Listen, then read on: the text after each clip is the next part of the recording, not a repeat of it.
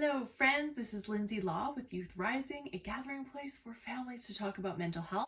And this is especially for teens.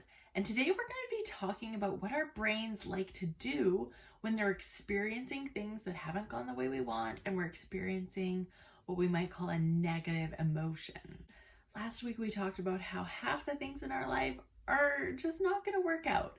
And when things don't work out, we often feel a negative emotion like disappointment, anger, frustration, shame, so many different emotions that we can feel. And when that happens, our brain doesn't really like it. Our brain wants to somehow get away from feeling that emotion.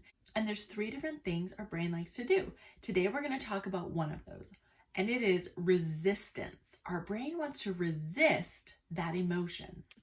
Now, when our brain is resisting emotion, it is like squeezing lemon into that paper cut. So we've had some pain, we have a negative emotion, and we're adding to that pain by squeezing lemon in and by resisting that emotion.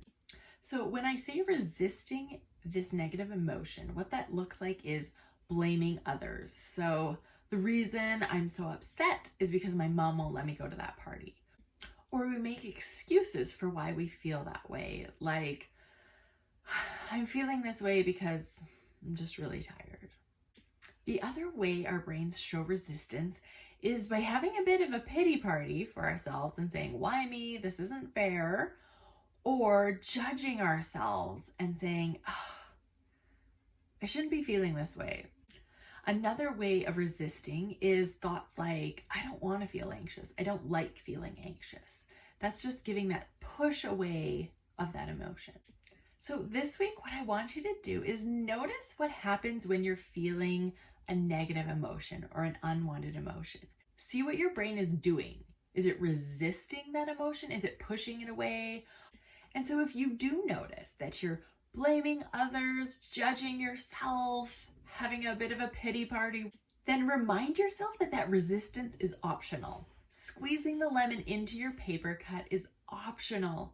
You get to choose whether you do that or not. Your brain will naturally do this. So don't be upset about it. Just notice it, acknowledge it. And then in a few videos, we're going to talk about how we can allow that emotion instead of resisting it. And there's 2 other things that our brain loves to do when we feel negative emotion. So keep watching. If you're finding these videos helpful, please give it a thumbs up and subscribe to my channel because I've got lots more videos coming.